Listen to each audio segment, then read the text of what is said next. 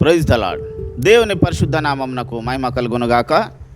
నేరుగా దేవుని వర్తమానంలోనికి వెళ్ళిపోదాం. ఎఫెసీ పత్రిక 5వ అధ్యాయము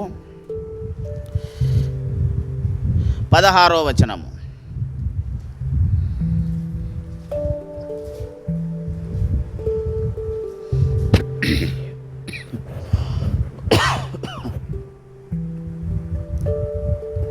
చదవండి. దినములు రెండవ లైన్ చదవ.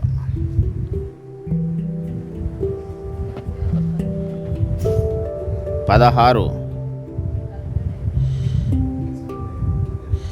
జ్ఞానుల వలె నడుచుకొనున్నట్లు జాగ్రత్తగా చూసుకొనండి. చిన్న మాట ప్రార్థన చేసుకుందాం. మహాపరిశుద్ధుడు అయిన మా ప్రియ పరలోకపు తండ్రి యేసురాజా, నీకు వందనాలు. చదవబడినటువంటి వాక్య భాగమును విరిచి వడ్డించండి, నీ కృపలో భద్రపరచండి. ప్రభువా,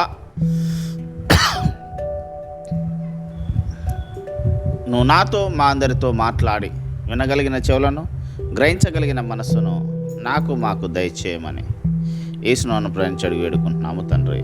ఆమేన్. Praise the Lord. దేవుని పరిశుద్ధ నామమునకు మహిమ కలుగునుగాక.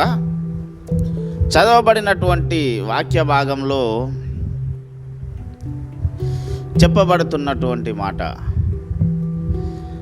ఏమని? జ్ఞానుల వలె నడుచుకొనున్నట్లు జాగ్రత్తగా చూచుకొనుడి. జ్ఞానుల వలె నడుచుకొనుట అంటే ఒక మనిషి యొక్క నడకలో జ్ఞానం అవసరం ఉన్నదని మాట్లాడుతున్నాడు. ఎందుకు జ్ఞానము కలిగి నడుచుకోమని చెప్పాడు? మొదట కీర్తనాకారుడు అంటాడు, బాలుడు నడవవలసిన త్రోవలను వానికి నేర్పుము. నిజంగానే నడవవలసిన త్రోవలను మనం నేర్చుకున్నామా? ఈ మాట మనం చదువుకున్నటువంటి మాట ఎవరికి చెప్పబడిందంటే ఎఫెస్సులో ఉన్న సంఘానికి చెప్పబడింది. అంటే సంఘములోని వారికి చెప్పబడింది, సంఘం వెలుపటి వారికి కాదు. ఇక్కడ నడవవలసిన త్రోవలను నేర్పుము అని అన్నాడు. నిజంగానే ఈరోజు ఎంతమంది నేను దేవుని పిల్లలము అని చెప్పుకుంటున్నటువంటి వారు నేను నడవవలసిన త్రోవను నేర్చుకున్నాను అని చెప్పగలరు? ఎంతమంది బోధకులు నేను నేర్పాను అని చెప్పగలరు? ఎందుకు అంటే నడవవలసిన త్రోవ ఉన్నది, దాంట్లో మాత్రమే నడవాలి అని చెప్పబడింది. ఎందుకు నడవాలి అంటే 15వ వచనంలో అంటాడు, దినములు చెడ్డవి గనుక. ఇక్కడ ఒక నిమిషం మనం ఆలోచించాలి.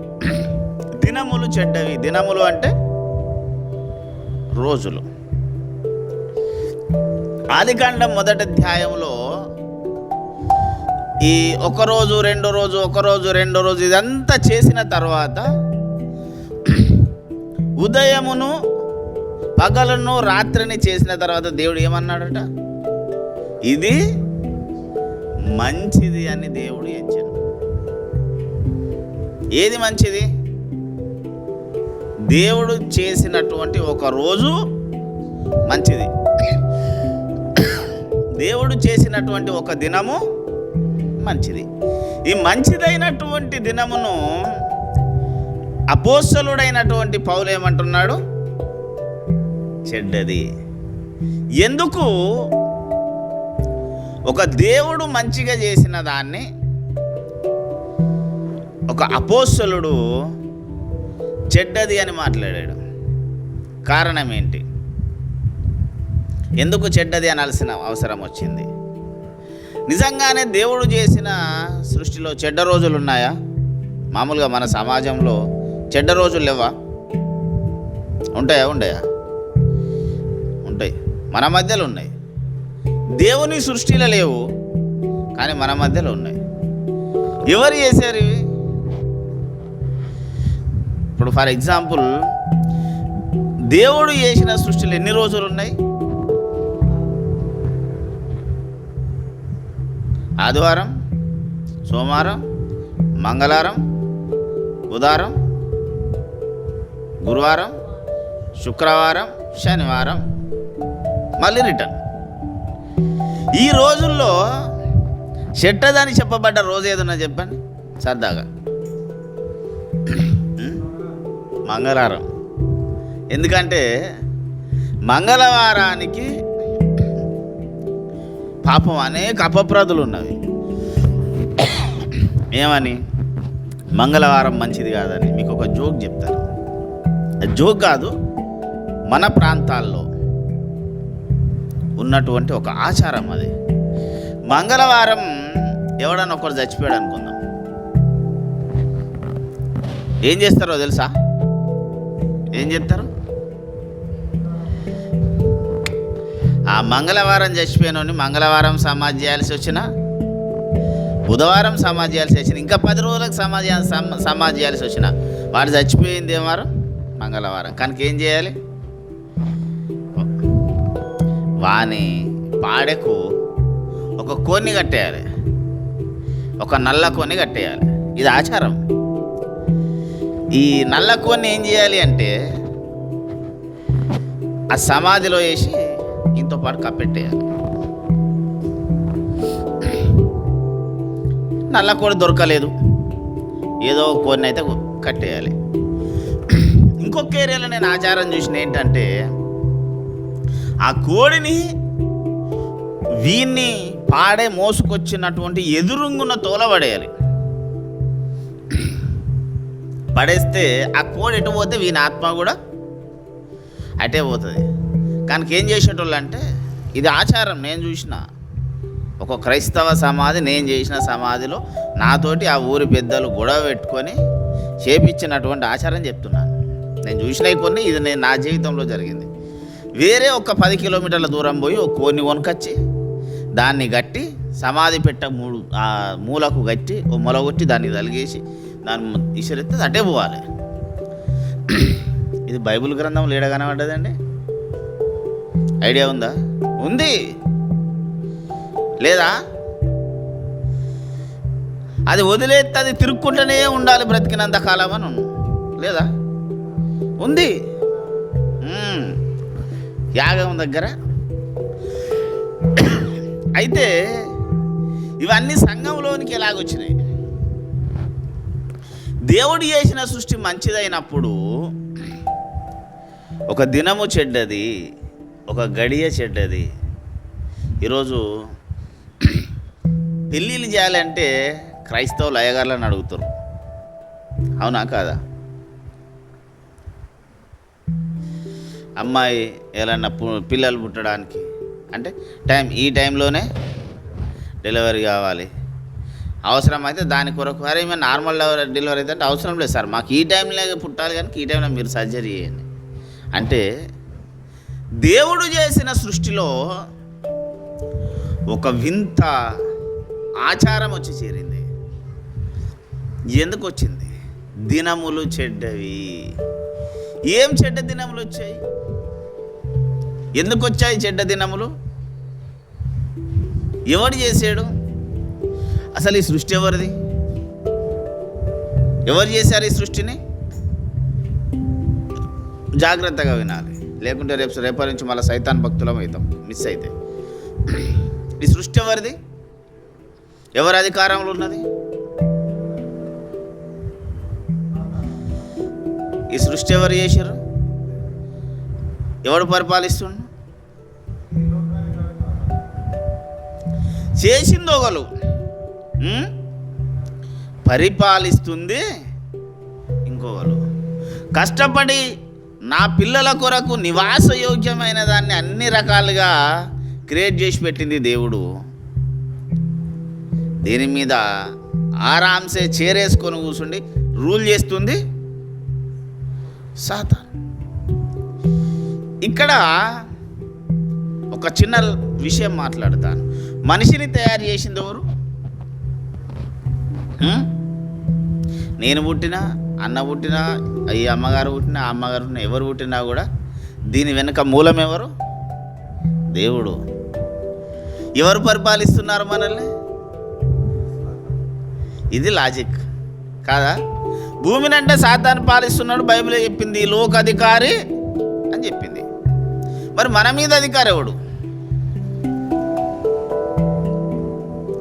మన మీద అధికారి ఎవరు?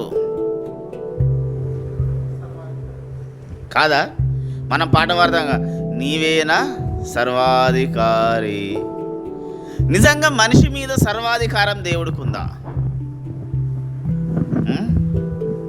దేవుడు చెప్పినట్టు విశ్వాసి వినగలిగితే సమయోచితమైన సహాయము కాదు, శాశ్వత ఆశీర్వాదం వారి కుటుంబములో నిలబడి ఉంటుంది. ఎన్ని కుటుంబాలు ఈరోజు సమయోచితమైన సహాయము మీద బ్రతుకుతున్నాయి? ఎన్ని కుటుంబాలు శాశ్వత ఆశీర్వాదం మీద బ్రతుకుతున్నాయి? టక్కున 1,000 మంది విశ్వాసులు ఉన్న సభకు పోయి ఎవరినో ఒకరిని లేపి టక్కున దేవుడు అడిగిన ప్రతిదీ నీవు పొందుకున్నావా? ఎంత పర్సెంటేజ్ నువ్వు దేవుని నుంచి పొందుకోగలిగావంటే ఏం చెప్పగలుగుతాం? ఎవరన్నా సార్ నేను ఒక 50% పొందుకున్నా అని చెప్పేటోళ్ళరా? తక్కువ మంది ఉంటారు. దేవుడు అడిగిన అన్నీ ముందే పొందుకున్నా. అన్నీ ముందే పొందుకున్నావా? ఏం పొందుకున్నావు? పొందుకోలేగా. దేవుణ్ణి నా సేవ ఆరంభం నుంచి అడుగుతాను, ప్రభా నాకు ఏదైనా కొట్టుడు రావాలని వస్తుంది. అసంతృప్తి ఎందుకు? దినములు చెడ్డవి కనుక. దీనికి దానికి సంబంధం ఏందండి? ఏమనంటే బైబిల్ ఒకటి దొరకబట్టుకొని ఒకటి చెప్పడమా? దినములు చెడ్డవని పౌలు ఎందుకు చెప్పాడంటే, నీ దైనందిన జీవితంలో సాతాను యొక్క పాత్ర అలాగనే ఉంది. నీ జీవితాన్ని ఏదైతే దేవుడు తప్పు అన్నాడో అక్కడ తీసుకుపోయి సాతాను ఏం చేశాడంటే కట్టేశాడు. కాదా? ఇది అందరినీ కట్టేశాడు. ఒక విశ్వాసనే కాదు, నువ్వెంత గొప్ప సేవకుడివైనా, ఎంత గొప్ప మేధావివైనా, నువ్వు సాతాను కబంధ హస్తాలలో చిక్కుకొని ఉన్నావు. బయటికి రాలేని స్థాయిలో ఉంది. ఒక సందర్భం చెప్తాను. దేవుడు మోషేను ఐగుప్తుకు పంపినప్పుడు ఏం జరిగింది? ఫరో రాజు సరే తీసుకపో మీ వాళ్ళని అన్నాడు.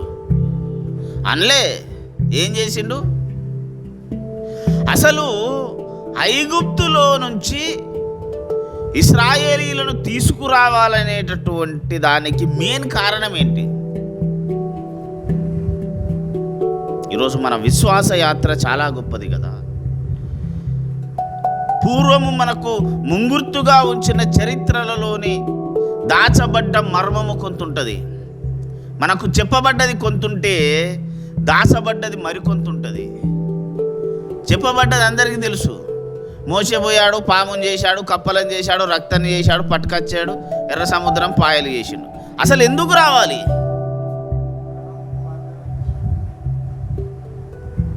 అబ్రాహాముకు వాగ్దానం చేసిండు. కానీ ఇంకొకటి మెయిన్ ఒకటి ఉంది. ఎస్, ఇశ్రాయేలీయుల వేదన. ఇశ్రాయేలీలు అణచబడ్డారు. అక్కడ ఇశ్రాయేలీలను పట్టబడ్డారు, అణచబడ్డారు. ఎక్కడైతే అణిచిపెట్టబడిన బానిసత్వం ఉంటుందో, ఎక్కడైతే అణిచిపెట్టబడ్డటువంటి క్రూరత్వములో దేవుని పిల్లలు మగ్గిపోతారో, దేవుడు అక్కడి నుంచి తన పిల్లలను గద్ద తనుకుపోయినట్టు వచ్చి తనుకుపోతాడు. ఫరో అనుకున్నాడు, నేను వీళ్ళని ఏమి చేసైనా ఆపుతానే. ఎన్ని దేవతలను అడ్డం పెట్టుకొని? 10 రకాల దేవతలను అడ్డం పెట్టుకొని విర్రవీగాడు. నాకిన్ని 10 ఆధిక్యతలు ఉన్నాయి, ఒకటే ఒక దేవుడు అనేటటువంటి దాన్ని పట్టుకొని మోసే వస్తున్నాడు. 10 దేవతలు నాకున్నాయి అని విర్రవీగి గర్వాంధుడై, ఇలాగుంటేనే కరెక్ట్, ఇలాగ లేకపోతే ఎవడైనా నా కింద భరించాలి, బానిసలాగా ఉండాలి, లేదా చచ్చిపోవాలన్నప్పుడు మోషే వాని 10 దేవతలకు 10 తెగులతో సమాధానం చెప్పి తన పిల్లల్ని తాను పట్టుకొచ్చుకున్నాడు. Praise the lord. అవునా కాదా? ఈ వాళ్ళ మొరను విని దేవుడు మోషేని పంపించాడు. కానీ చాలామంది ఏమనుకుంటారంటే కనానులో వాళ్ళను పెట్టడానికి అల్కగా వచ్చిన బోధ, ఇది కూడా తెలుసు, అది తెలుసు. కానీ ఈ చెడ్డ దినములలో నీవు నడిపించబడాలి, మనం నడిపించబడాలి. నడిపించబడనప్పుడు, మనం నడవలేని స్థాయిలో ఉన్నప్పుడు నువ్వు అక్కడే ఉంటావు. 10 రకాల తెగుళ్ళ చేత నీ మీద అజమాయిషీ చేస్తున్న వాని పరిస్థితి అదే. ఎప్పుడు గుర్తుపెట్టుకోవాలి, మనము సేవకులమైన, విశ్వాసులమైన, భార్యలమైన, భర్తలమైన, ఎవరమన్నా కానీ నీవు దేవుని ఎదుట న్యాయంగా ఉన్నవాన్ని తొక్కి పెట్టాలనుకుంటున్నావు. వీళ్ళ మొర దేవుడి సన్నిధికి వెళ్ళినాడు. ఫరోకు పట్టిన గతే మర్చిపోకూడదు. ఫరోకు పట్టిన గతే ఈరోజు చాలామంది మాట్లాడుతున్నారు, నువ్వు ఇలాగనే ఉండాలి, ఇక్కడే ఉండాలి, ఇదే చేయాలి. అలా అదిమి పెట్టబడ్డవాని ముందు నుంచి ఒక ఆవేదన దేవుడి సన్నిధికి వెళితే ఫరోకు పట్టిన గతే పడుతుంది. అది మర్చిపోకూడదు. సంఘం మీద అజమాయిషి ఎన్నడూ చేయకూడదు. ఇలాగనే ఉండాలి, ఇట్లనే ఉండాలి. వాక్యానుసారంగా హెచ్చరించడమే దేవుని సేవకుని యొక్క లక్షణం. కానీ ఈరోజు నానా విధములైనటువంటి బోధల చేత, నానా విధమైనటువంటి నాకు తెలివి ఉంది కదా అని విర్రవీగుతూ, సత్యం లేకున్నా సత్యానికి వెలుపట నీవు విశ్వాసులను పీడిస్తూ, లేదా నీ కుటుంబ సభ్యులను, వారిని పీడిస్తూ నీవు అదిమి పెట్టాలని చూస్తున్నావా? ఫరోకు పట్టిన గతి అని చెప్పాడు. Praise the Lord. ఈ చెడ్డ దినములలో సాతాను చేస్తున్నటువంటి కుట్ర ఏమిటంటే ఇదే. ఏంటట? ఎక్కడికి వచ్చారు చివరికి వీళ్ళు ఇన్ని చేసి పట్టుకొస్తే? అరణ్యంలో ఏమంటున్నారు? మా దేశంలో సమాధులు లేవా? చచ్చిపోవడానికి ఎందుకంత అరటం?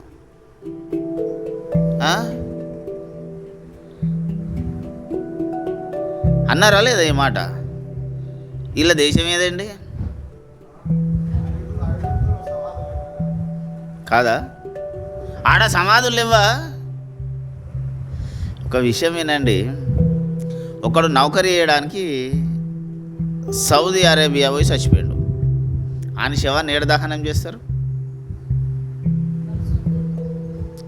వాడు ఎక్కడి నుంచి అయితే పోయాడో అక్కడికి పంపిస్తారు. హైదరాబాద్లో చచ్చిపోయాడు, వేరే కాడేనో చచ్చిపోయాడు. ఎక్కడికి పట్టుకొస్తారని? వాని జన్మస్థలానికి పంపించాలి. ఇప్పుడు ఇశ్రాయేలీలు ఎక్కడ చచ్చిపోవాలి? ఎక్కడ సమాధి చేయబడాలి? కాదా? ఎంతమంది, అన్ని వేల మంది సైన్యం ఎక్కడ చచ్చిపోయారు? ఎందుకు? కారణం ఏంటిది? ఆశ. ఏముంది వారిలో? ఆశపడితే చంపేస్తావు స్వామి, ఇదేం న్యాయం? మానవుడు ఆశాజీవి సార్, కాదా? ఆశ లేనివాడు ఎవడన్నా ఉంటాడా? అసలుకే ఉండడు. కానీ ఇలా ఆశపడితే ఆయన చంపేస్తాడు. తప్పేమున్నది? అరే మాకు మటన్ తినబుద్ధి అయింది బైస్, చికెన్ తినబుద్ధి అయింది, నువ్వేమో పట్టుకొచ్చి అడవిలో వారెత్తి ముక్కలేని ముద్ద దిగదు, ఏం చేయమంటావు? అవునా కదా? ఏమన్నారు వాళ్ళు? ఈ ఉల్లిగడ్డలు తిని తిని యాస్ట్రత్తాన్ని ఎన్ని రోజులు తినమంటావు సామిషి? జీవితం పాడి. నన్ను చాలామంది అంటారు. మరి నిన్న నైట్ మా బామ్మరదికి ఫోన్ చేస్తా అంటాడు, ఏం కూర అంటే కోడిగుడ్లు అన్న. ఇక తిని బతుకు, ప్రపంచంలో ఉన్న కోడిగుడ్లు అన్నీ మీరే తినరు అంటాను. అరే నీకేం? అరే ఏమైనా పెడదామంటే తినవు, నువ్వు అతిదో కూర్చున్నదే మాకు అంటాడు. అంటే ఇశ్రాయేలీలు ఈరోజున్నటువంటి దేవుని పిల్లలు, సాతాను ఎక్కడ నిన్ను కట్టేసింది? చెడ్డ తరము. అందుకేమన్నాడు దేవుడు? ఈ తరాన్ని మూర్ఖతరం వారలారా అన్నాడు. ఎందుకు మూర్ఖులమండి? దేవుడు చేసిన సృష్టి చెడ్డది, దేవుడు చేసిన మనిషి మూర్ఖుడు. ఇక మంచిదేంటి? ఎక్కడ మంచి ఉంది? నీ కొరకు నా కొరకు ప్రాణం వదిలి యేసయ్య మళ్ళీ ఏమైపోయాడు? నీ కొరకు నా కొరకు ప్రాణం వదిలి ఒంటరిగా సిలువ మీద ఉన్నాడయా. తెలుసా ఈ పాట? నాదే కొత్త పాట.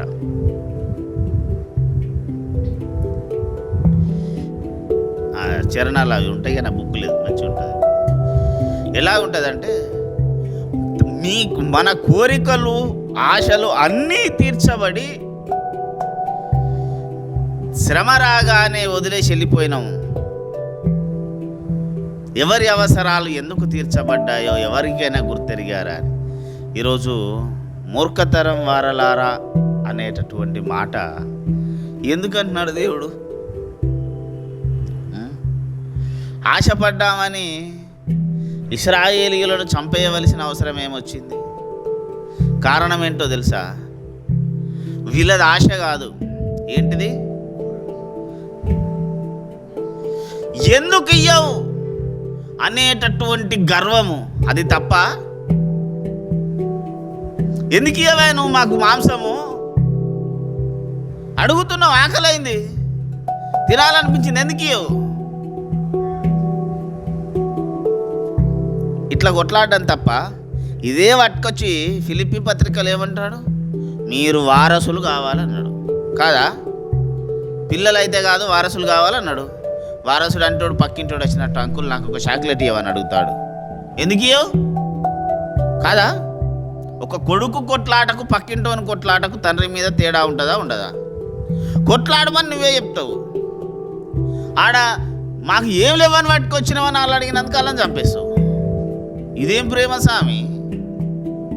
ఇప్పుడు నువ్వు అటు ఇటు మమ్మల్ని ఏం చేద్దాం అనుకుంటున్నావురా పోయి పిలిచి అనుకుంటారా? కరెక్టే. ఎందుకంటే చెడ్డవైన దినములలో సాతాను మనల్ని ఎక్కడ లాక్ చేస్తుండో చెప్తున్నా. రెండు వాక్యమే. ఎప్పుడైనా సైతాన్ ఎలాగ శోధిస్తాడో అన్న సబ్జెక్టు తెలుసా? శోధన అనే ఒక సబ్జెక్ట్ ఉంటుంది వాక్యంలో.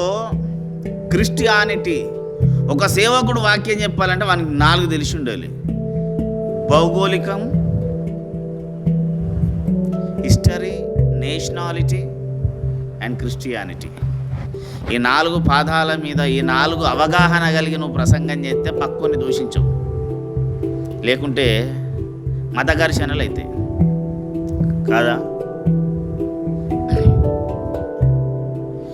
సాతాను మనిషిని ఎక్కడ బందీ చేశాడు?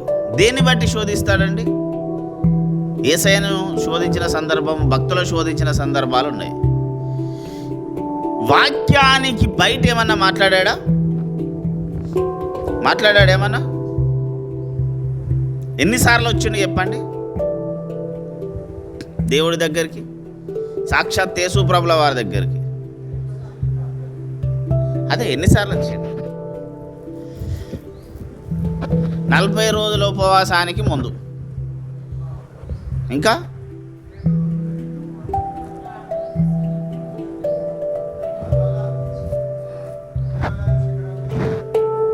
కాదా? యేసు ప్రభు దగ్గర కన్నా భక్తుల దగ్గరికి లక్షల సార్లు వచ్చిన్నాడు. మొట్టమొదటి ఏదేం తోటలకు రాలే. ఏమన్నాడు యేసు ప్రభు దగ్గరికి? చేంజ్ చూపించిండు ఆయనకు. నీ పాదము రాయికి తగలకుండా దూతలు నిన్ను ఎత్తుకుందురు అని ఉన్నది కదా. ఏ దూకు? అది నిజమైతే దూకవయ్యా అన్నాడు. దూకకపోతే యేసు ప్రభు వాక్యాన్ని నెరవేర్చనట్ట.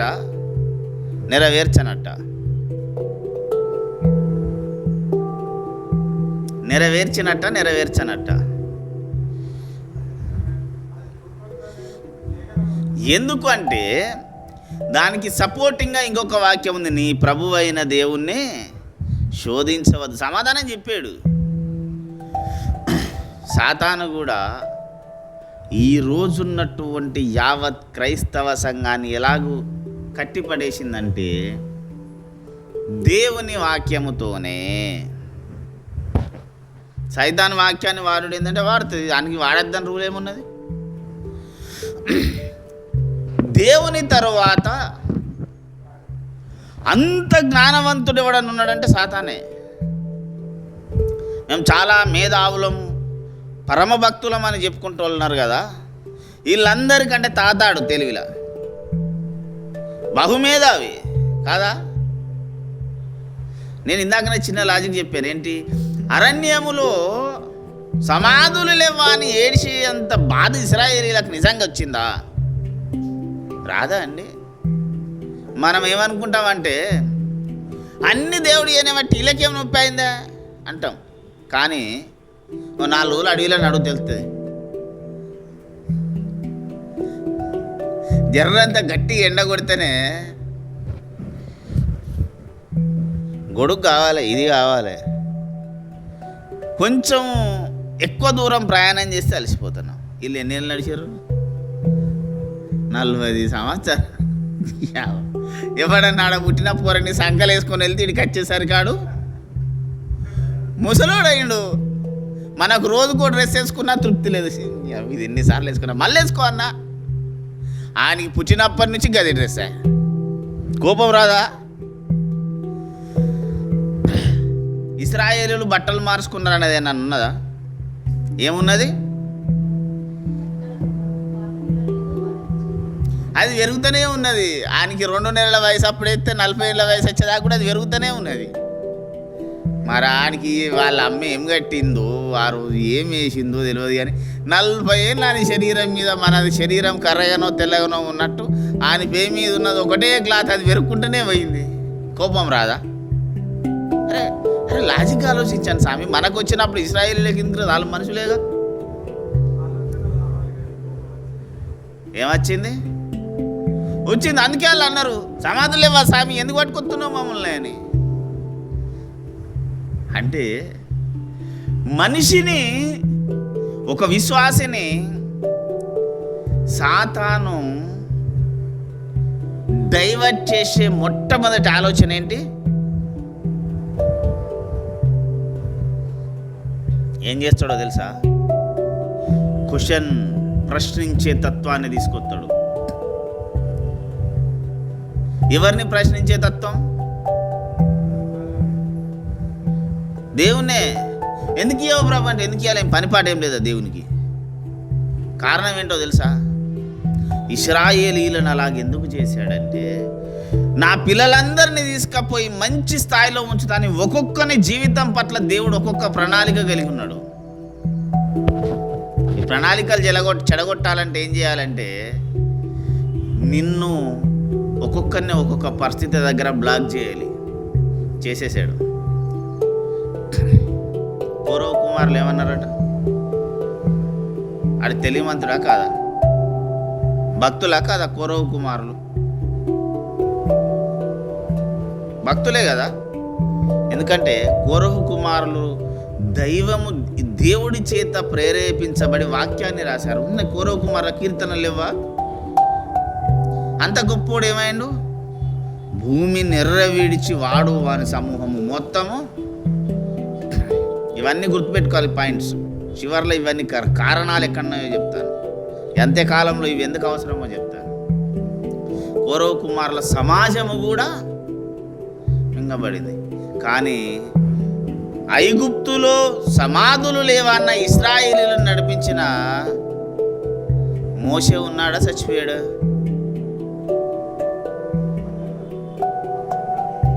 యెహోషువ ఉన్నాడా? చచ్చిపోయాడా మధ్యలోనే? కాదా? మరి చచ్చిపోయింది ఎవరు? దేవుని చేత, దేవుని ఆత్మను నొప్పించినటువంటి వాడు మాత్రమే చచ్చిపోయాడు. ఈ దినములు చెడ్డవి అని ఎఫెసు సంఘానికి పౌలన్న చెప్తున్న రీజన్ ఏంటంటే, నీవు కూడా దేవుని వ్యతిరేక ఆలోచన ధోరణిలో కూరుకుపోయావు. అందులోనే ఉన్నావు, అక్కడే ఇరుక్కుపోయి ఉన్నావు, ఇంకా రావట్లేదు. ఒక విషయం ఎప్పుడు మన మనస్సులో ఉండాలి, దేవుడు ప్రతి వ్యక్తి జీవితానికి ఒక ప్రణాళిక పెట్టాడు. ఇందులో రకాలు ఉంటాయి. ఒకటి ఖచ్చితమైనది, శాశ్వతమైనది. రెండు ప్రామాణికమైనది. శాశ్వతమైన ప్రణాళికలో రేపు మనోహరన్ ఉన్నా, ఉమక్ ఉన్నా, జెన్నె ఉన్నా, రాధిక ఉన్నా వీళ్ళని దేవుడు ఇడిచిపెట్టాడు. నిన్ను ముప్ప తిప్పలు పెట్టి 3 షేర్ల నీళ్లు తాగించి పట్టుకొస్తాడు. ఇడిచిపెట్టే సమస్యే లేదు. నువ్వు అలిగిపోయినా కూడా ఇంకోటి పడుతుంది దెబ్బ వెనుక నుంచి. అరే నేను పోతానా స్వామి, అద్దనే నన్ను ఎందుకు కొడుతున్నా అంటే గట్టెట్లా పోతావు, నీ ఇష్టం అనుకుంటా. కొద్ది లేదు. సాతాను గీలనే మంచిగా ఆట ఆడతాడు. ఎందుకంటే దేవుడి దగ్గరికి నీవు రావాలి, దేవుని ప్రణాళికలో నువ్వు నడిపించబడాలి అని ఆలోచన నీకు వచ్చి బయటికి రావాలనుకున్నప్పుడు సాతాను నీ మీద వాడే మొట్టమొదటి ఆయుధం మనశ్శాంతి లేకుండా చేస్తాడు. నీ ఇంట్లోనే నిన్ను ద్వేషిస్తారు. ప్రాణంగా చూసుకున్న భార్య పిల్లలే నీకు శత్రువులు అవుతారు. నెక్స్ట్ వచ్చేది ఏంటో తెలుసా? ఆర్థిక సమస్య. ఇవే రెండు. ఈ మనశ్శాంతి లేకపోవడానికి కారణం ఏంటంటే కుటుంబాన్ని వదిలేయమని దేవుడు చెప్పలేదు, కానీ అక్కడ నిన్ను గలిబిలి చేస్తుండు, నీకు ఒక అనారోగ్యాన్ని ఇచ్చి దాంతో నిన్ను ఊకే ఒత్తుతా ఉన్నాడంటే కారణం ఏంటంటే దేవుని ప్రణాళికలో నువ్వు పని చేయవలసిన సమయం ఆసన్నమైంది.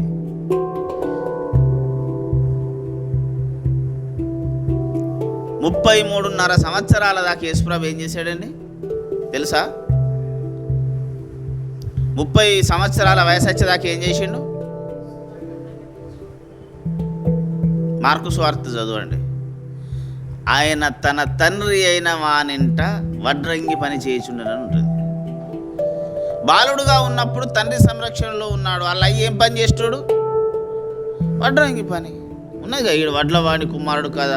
కొంచెం ఎక్స్ప్లెనేషన్లోకి పోతే ఆయన తండ్రి సంరక్షణలో ఉండి తల్లిదండ్రులతో పనిచేసినట్టుంటుంది. అది హిస్టరీ చరిత్రలో కూడా ఉంటుంది. అప్పటిదాకా ఎందుకు ఆ పని చేశాడు మరి అంటే, నిర్ణయ కాలం ఒకటి ఉన్నది ప్రతి వ్యక్తి జీవితానికి. ఆ నిర్ణయ కాలం ఎప్పుడు వస్తుందో అప్పటిదాకా దేవుడు నిన్ను చూస్తూనే ఉంటాడు. నువ్వేమన్నా చెయ్యి, కానీ ఒకానొక కాలం వస్తుంది, దేవుడు నిన్ను పట్టుకొచ్చి బయటికి నడిపిస్తారు. అదే ఇశ్రాయేలీల జీవితంలో కూడా ఏం చేశాడంటే, వాళ్ళ ఏడుపు, వాళ్ళ రోదన ఒక స్థాయికి, తారాస్థాయికి చేరేంత వరకు చూసుకుంటున్నాడు. అప్పుడు మోషేను పంపాడు.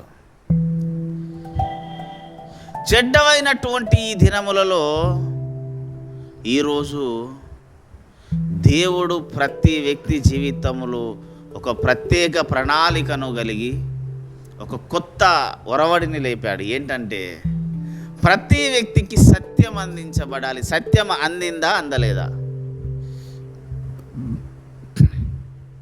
అందింది. కానీ మనం ఏమనుకుంటున్నామంటే సర్వసత్యము. ఈ సర్వసత్యం ఏంటి? వాక్యంలోని మర్మము కాదు. ముందు ఏం తెలవాలి మనకు? ఫస్ట్ అందులో ఉన్న వివరణ తెలవాలి. ఈరోజు అనేక మంది మాట్లాడుతున్నటువంటి మాట ఏంటంటే, వాక్యం ఇక్కడుంది, అక్కడుంది, దీన్ని శోధించాలి, దాన్ని. ఇవన్నిటికంటే ముందు విశ్వాసి ఎలాగ బ్రతకాలను నేర్పాలి. ఇది బంద్ అయిపోయింది. ఏమున్నది? ఆయన సర్వసత్యంలోనికి మిమ్మల్ని నడిపించును అంటే ఓకే, సర్వసత్యం అనే దాని మీద పడ్డాం. వేదాలు చదివి, ఖురాన్ చదివి, బైబిల్ ఇవన్నీ చేసి కొండందవి వెలకన పడుతున్నారు తప్ప ఏం లేదు బాబు. ఎంత వాక్య జ్ఞానం ఉన్నా ఎలాగూ బ్రతకాలో, వాక్యానుసారంగా ఎలాగూ బ్రతకాలో, సరిగా వివరించే స్థాయిలో నువ్వు లేనప్పుడు, సరి అయిన వివరణ విశ్వాసికి దొరకనప్పుడు వాడు బేసికే పునాదే ఫెయిల్. ఏమో చెప్తామనుకుంటున్నాము, ఏం చెప్పడం కాదు, బేసిక్. ఈరోజు అవకాశవాద జీవితం అయిపోయింది క్రైస్తవ్యం. నిన్ను వలె నీ పొరుగు వాడిని ప్రేమించుమనేది. ఎంతమందిని ప్రేమిస్తున్నాం?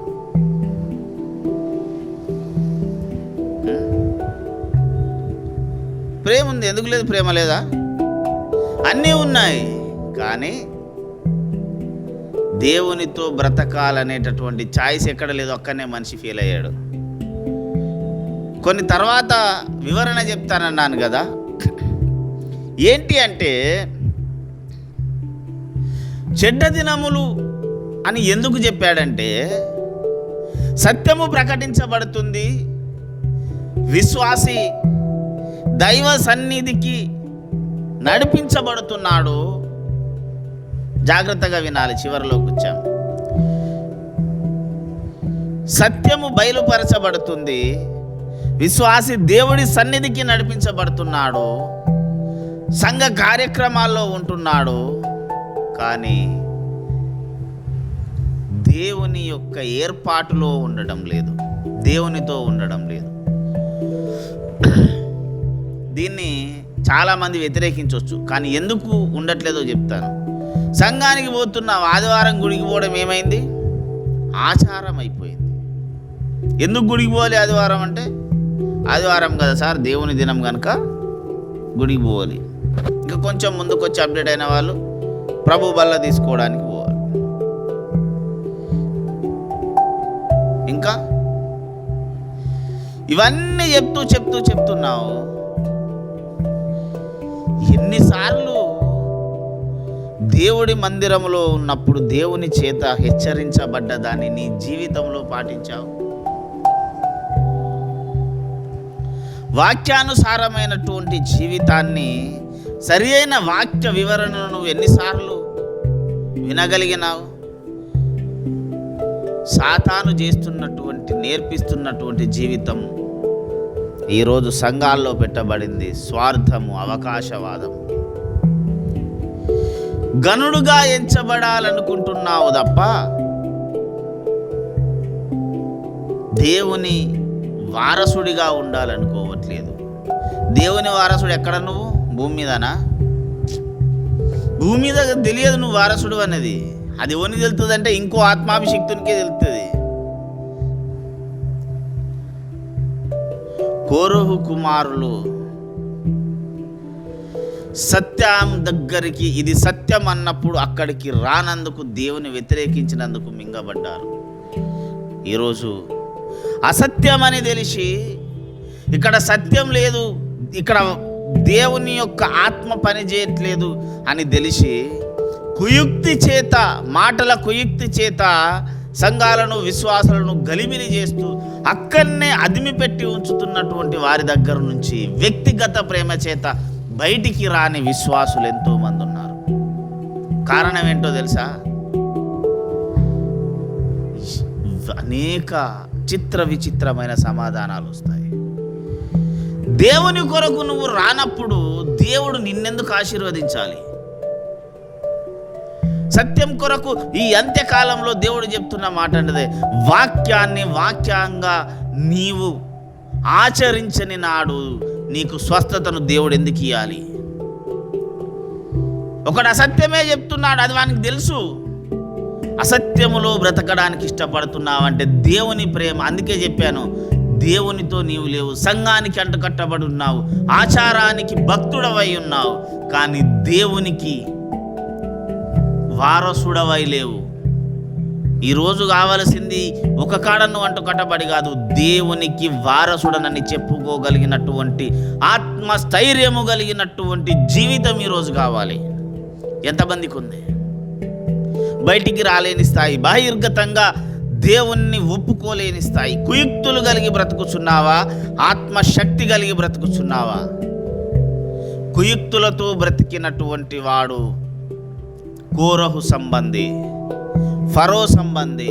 అందుకే చెప్పాను, ఫరో 10 రకాల దేవతల బలమును చూసుకొని ఇశ్రాయేలీలను అదిమి పెట్టాడు.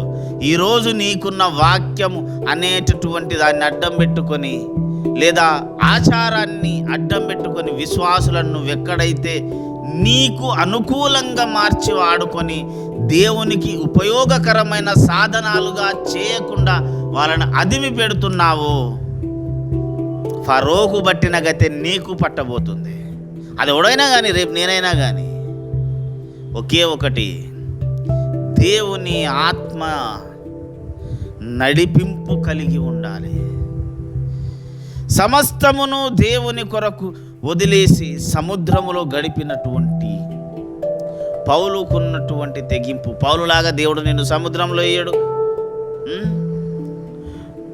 యోబులాగా శరీరం ఉన్నదంతా ఊడ్చుకుపోయేటట్టు చేయడు. కానీ నీ మీద దేవుడికి ఒక ప్రణాళిక ఉంది. ఆ ప్రణాళిక ఏంటని నువ్వు ఎన్నిసార్లు చెప్పబడ్డావు, ఎన్నిసార్లు హెచ్చరించబడ్డావు. ఇక్కడ కూడా మోసమే సాతాను.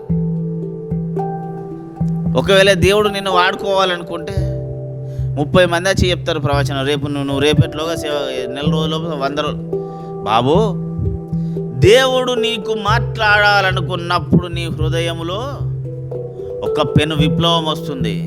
నువ్వు ఏం చేయాలనో క్లారిటీ నీకే ఇస్తాడు. నీ హృదయంలో దేవుడు రేపినటువంటి ఆ ఘోష ఎప్పుడైతే నువ్వు అందుకున్నావో ఆ పనికి మాత్రమే నువ్వు కట్టుబడి ఉండు. నీ జీవితంలో అలాగూ జీవించడానికి మాత్రమే నువ్వు కట్టుబడి ఉండు. దీన్ని వదిలేసి నా కుటుంబం ఏమనుకుంటుందో, నా సంఘం ఏమనుకుంటుందో, నా పక్కవాడు ఏమనుకుంటాడు, ఎవరి కొరకు బ్రతికినా నీ జీవితంలో ఆశీర్వాదము లేదు. ఎవరి కొరకు బ్రతికినా నీ జీవితంలో సంతోషం లేదు. చివరికి దేవుని రాజ్యానికి వారసుడవు, హక్కుదారుడవు ఎప్పటికీ కాలేము. కనుక చెడ్డవైన ఈ దినములు అని పౌలు అన్నదానికి అర్థం ఏమిటంటే, నీ ముందున్న మార్గము చెరపబడుతుంది. ఆ చెరపబడ్డ మార్గంలో నువ్వు ఇంకా ఉంటే చెరపట్టబడతావు. ఎవరి చేత చెరపట్టబడతావు? ఈ లోక అధికారి చేత నువ్వు చెరపట్టబడతావు. ఇప్పటికే చెరపట్టబడ్డావా? చెరపట్టబడబోతున్నావా? దేవుడు నిన్ను అడుగుచున్నాడు. నీ ముందు దేవుడుంచిన మార్గంలో సరి అయిన విధంగా నువ్వు ఉండగలిగితే ఆశీర్వాదము నీ ఇంటి గవనిలో శాశ్వతంగా నిలబడుతుంది. అందుకే అంటున్నాను, సమయోచితమైన సహాయముతో బ్రతుకుచున్నావా? శాశ్వతమైన ఆశీర్వాదాన్ని నీ ఇంట్లో పెట్టుకొని కూర్చున్నావా? ఎక్కడ నువ్వు ఉన్నావు? సమయోచితమైన సహాయం పక్కింటోడ చంకులు చాక్లెట్ ఇవ్వన్నట్టే ఉంటుంది. ఎప్పుడు ఎదిరి చూస్తే కానీ రాదు. శాశ్వత ఆశీర్వాదం నీకుంటే నువ్వు ఏది అడిగినా దేవుడు క్షణాల్లో నీకు సమాధానం ఇస్తాడు. ఎక్కడున్నావు? ఏది కావాలో మనం నిర్ణయించుకుందాం. ప్రార్థన చేసుకుందాం. మహాపరిశుద్ధుడైన మా ప్రియ పరలోకపు తండ్రి, విత్తబడ్డ వాక్యమును బట్టి నీకు వందనాలు. ఈ వాక్యాన్ని విరిచి వడ్డించినందుకు నీకు వందనాలు ప్రభా. నీకు స్తోత్రాలు నాయన. మా అందరి జీవితాల్లో ఈ వాక్యమును నువ్వు ఫలింపచేయండి. మాతో నువ్వు మాట్లాడినందుకు నీకు వందనాలు. నువ్వు తోడయిండి, నీ కృపలో భద్రపరిచి కాపాడమని విన్న వాక్యమును సైతాన్ని ఎత్తుకుపోకుండా నీరు కట్టి ఫలింపచేయండి. మా జీవితాల్లో మాకు కావాల్సిన ప్రతి ఒక్క అవసరతను నువ్వు తీర్చమని, ఈ వాక్యానుసారంగా మేము నేర్చుకొని దాని ప్రకారం బ్రతికే కృపను దయచేయండి. యేసు నామమున ప్రార్థించి వేడుకుంటున్నాము తండ్రి, ఆమేన్. అలాగనే మనం మోకరించి ప్రభు బల్లా కొరకు సిద్ధపడదాం.